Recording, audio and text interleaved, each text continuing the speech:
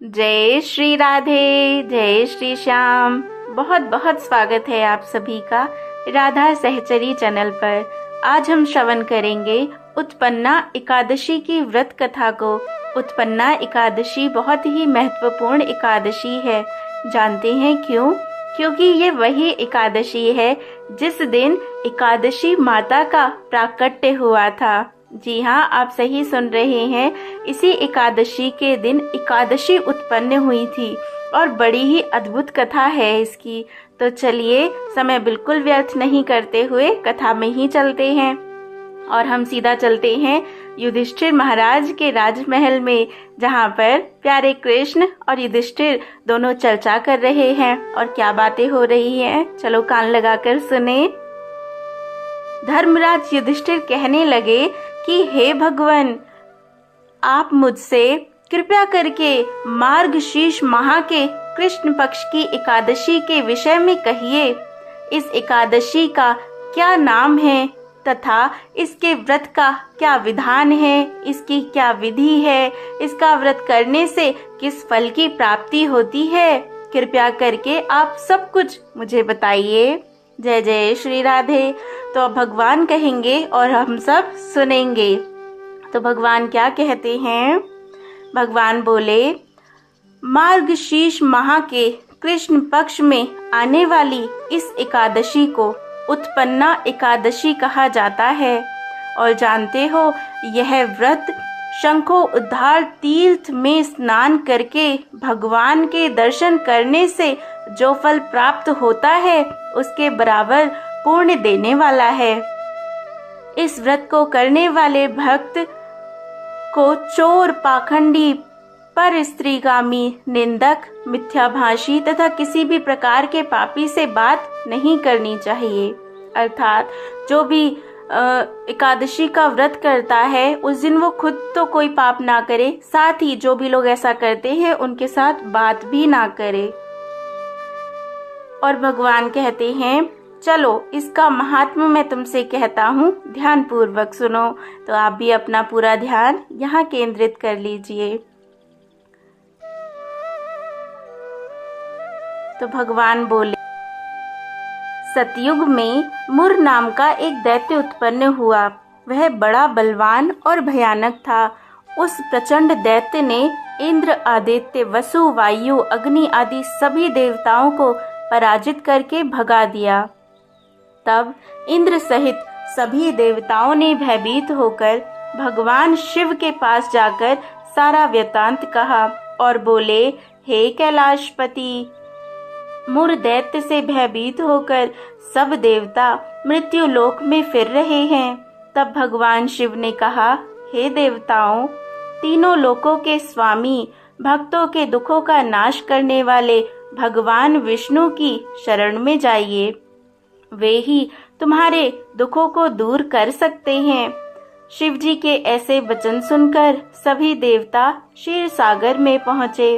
वहां भगवान को शयन करते देख हाथ जोड़कर उनकी स्तुति करने लगे और कहने लगे कि हे देवताओं द्वारा स्तुति करने योग्य प्रभु, आपको बारंबार नमस्कार है। देवताओं की रक्षा करने वाले मधुसूदन, आपको नमस्कार है। आप हमारी रक्षा करें। दैत्यों से भयभीत होकर हम सब आपकी शरण में आए हैं। आप इस संसार के कर्ता, माता पिता, उत्पत्ति और पालन करता तथा संहार करने वाले हैं। आप ही सबको शांति प्रदान करने वाले हैं। आकाश और पाताल भी आप ही हैं। सबके पिता मैं ब्रह्मा, सूर्य, चंद्र, अग्नि, सामग्री, होम, आहुति, मंत्र, तंत्र, जप, यजमान, यज्ञ, कर्म, कर्ता, भोक्ता भी आप ही हैं। आप सर्वव्यापक हैं। आपके सिवा तीनों लोकों में चर तथा अचर कुछ भी नहीं है। हे भगवान, दैत्यों ने हमको जीतकर स्वर्ग से भ्रष्ट कर दिया है और हम सब देवता इधर उधर भागे भागे फिर रहे हैं। आप उन दैत्यों से हमारी रक्षा करें। इंद्र के ऐसे वचन सुनकर भगवान विष्णु कहने लगे कि हे इंद्र, ऐसा मायावी दैत्य कौन है जिसने सब देवताओं को जीत लिया है? उसका क्या नाम है? उसमें कितना बल है? और वह किसके आश्रय में है? और वह कहाँ रहता है? यह सब तुम मुझसे कहो। तो इंद्र बोले, भगवान, आप सब कुछ जानते हैं, फिर भी मुझसे पूछते हैं, तो मैं कहता हूँ। वह प्राचीन समय में एक नाड़ी जंग नामक राक्षस था। उसके महापराक्रमी और लोक विख्यात मुर नाम का एक पुत्र हुआ। उसकी चंद्रावती नाम की नगरी है। उसी ने सब देवताओं को स्वर्ग से निकालकर वहां अपना अधिकार जमा लिया है और उसने सभी देवताओं के जितने भी स्थान हैं उन सब पर भी अधिकार कर लिया है। सूर्य बनकर स्वयं ही प्रकाश करता है, स्वयं ही मेघ बन बैठा है और स्वयं वह सबसे अजेय है। हे असुर निकंदन, उस दुष्ट को मारकर देवताओं को अजेय बनाइए। इंद्र के यह वचन सुनकर भगवान ने कहा, हे देवताओं, मैं शीघ्र ही उसका संहार करूंगा। तुम चंद्रावती नगरी जाओ। इस प्रकार कहकर भगवान सहित सभी देवताओं ने चंद्रावती नगरी की ओर प्रस्थान किया। उस समय जब दैत्य मुर सेना सहित युद्ध भूमि में गरज रहा था, उसकी भयानक गर्जना सुनकर सभी देवता भय के मारे चारों दिशाओं में भागने लगे। जब स्वयं भगवान रणभूमि में आए तो दैत्य उन पर भी अस्त्र शस्त्र आयुध लेकर दौड़ पड़े। भगवान ने उन्हें सर्प के समान अपने बाणों से बींध डाला। बहुत से दैत्य मारे गए, केवल मुर बचा रहा। वह अविचल भाव से भगवान के साथ युद्ध करता रहा। भगवान जो जो भी तीक्ष्ण बाण चलाते वह सभी बाण उसके लिए पुष्प के समान सिद्ध होते। उसका शरीर छिन्न भिन्न हो गया, किंतु वह लगातार युद्ध करता रहा। दोनों के बीच मल्ल युद्ध भी हुआ, अर्थात कुश्ती। और जानते हैं 10,000 वर्ष तक उनका युद्ध चलता रहा, किंतु मुर नहीं मरा। लेकिन थककर भगवान बद्रिका आश्रम चले गए। वहां हेमवती नामक सुंदर गुफा थी। उसमें विश्राम करने के लिए भगवान उसके अंदर प्रवेश कर गए। यह गुफा 12 योजन लंबी थी और उसका एक ही द्वार था। विष्णु भगवान वहां योग निद्रा की गोद में सो गए। मुर भी पीछे पीछे आ गया और भगवान को सोया देखकर मारने को उद्यत हुआ। तभी भगवान के शरीर से उज्जवल कांतिमय रूप वाली देवी प्रकट हुई। देवी ने राक्षस मुर को ललकारा, उसके साथ युद्ध किया और उसे तत्काल मौत के घाट उतार दिया। जय जय श्री राधे।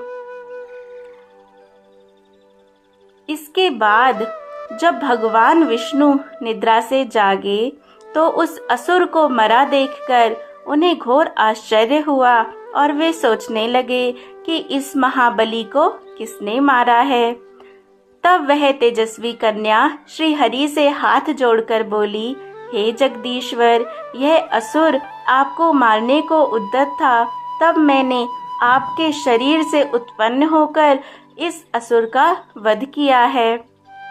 कन्या की बात सुन भगवान बोले, तुमने इस असुर को मारा है, अतः हे कन्या, मैं तुमसे अत्यंत प्रसन्न हूँ। इसे मारकर तुमने तीनों लोकों के देवताओं के कष्ट को हर लिया है। इसीलिए तुम अपनी इच्छा अनुसार वरदान मांग लो, मैं तुम्हारी प्रत्येक इच्छा को पूर्ण करूँगा। भगवान की बात सुन कन्या बोली, हे प्रभु, मुझे यह वरदान दीजिए कि जो भी मनुष्य या देव मेरा व्रत करे, उनके सभी पाप नष्ट हो जाएं और उन्हें वैकुंठ लोक की प्राप्ति हो। मेरे व्रत का आधा फल रात्रि को मिले और उसका आधा फल एक समय भोजन करने वाले को मिले। जो श्रद्धालु भक्ति पूर्वक मेरे व्रत को करे, वे निश्चय ही वैकुंठ लोक को प्राप्त करे। जो मनुष्य मेरे व्रत में दिन तथा रात्रि को एक बार भोजन करे वह धन धान्य से भरपूर रहे। कृपया करके मुझे ऐसा वरदान दीजिए। भगवान श्री हरि ने कहा, हे कन्या, ऐसा ही होगा। मेरे और तुम्हारे भक्त एक ही होंगे और अंत में संसार में प्रसिद्धि को प्राप्त करके मेरे लोक को प्राप्त करेंगे। हे कल्याणी, तुम एकादशी को पैदा हुई हो, इसीलिए तुम्हारा नाम भी एकादशी हुआ। और क्योंकि तुम मेरे अंश से उत्पन्न हुई हो, इसीलिए संसार में तुम उत्पन्ना एकादशी के नाम से जानी जाओगी। तथा जो मनुष्य इस दिन व्रत करेंगे उनके समस्त पाप समूल नष्ट हो जाएंगे। तुम मेरे लिए, भगवान आगे कहते हैं कि तुम मेरे लिए अब तीज, अष्टमी, नवमी और चौदस इनसे भी ज्यादा अधिक प्रिय होगी। तुम्हारे व्रत का फल सब तीर्थों के फल से भी महान होगा। यह मेरा अकाट्य कथन है। जय जय श्री राधे। इतना कहकर भगवान श्री हरि उसी स्थान पर अंतर्ध्यान हो गए। भगवान श्री कृष्ण बोले, हे पांडुपुत्र, एकादशी के व्रत का फल सभी व्रतों तथा सभी तीर्थों के फल से महान है। एकादशी व्रत करने वाले मनुष्यों के शत्रुओं का मैं जड़ से नाश कर देता हूँ और व्रत करने वाले को मोक्ष प्रदान करता हूँ। उन मनुष्यों के जीवन में जो भी कष्ट होते हैं मैं उन्हें भी दूर कर देता हूँ। अर्थात मुझे अत्यंत प्रिय एकादशी के व्रत को करने वाला प्राणी सभी ओर से निर्भय और सुखी होकर अंत में मोक्ष को प्राप्त करता है। हे कुंती पुत्र, यह मैंने तुम्हें एकादशी की उत्पत्ति के विषय में बतलाया। एकादशी व्रत सभी पापों को नष्ट करने वाला और सिद्धि प्रदान करने वाला है। श्रेष्ठ मनुष्यों को दोनों पक्षों की एकादशियों को समान समझना चाहिए, उनमें भेदभाव नहीं करना चाहिए। जो मनुष्य एकादशी महात्म का श्रवण व पठन करेंगे उन्हें अश्वमेध यज्ञ के समान फल प्राप्त होगा। यह मेरा अकाट्य वचन है। जय जय श्री राधे। तो अब स्वयं भगवान ने हमें बताया कि कितनी अद्भुत ये एकादशी है और हमारे सभी पापों को नष्ट करने वाली है।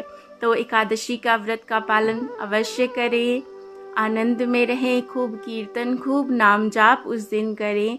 इससे भगवान बहुत प्रसन्न तो होते ही हैं, साथ हम पर बहुत बड़ी कृपा भी होती है, क्योंकि इससे हमारे पाप नष्ट होते हैं। तो एकादशी की अनंत शुभकामनाएं। जय जय श्री राधे।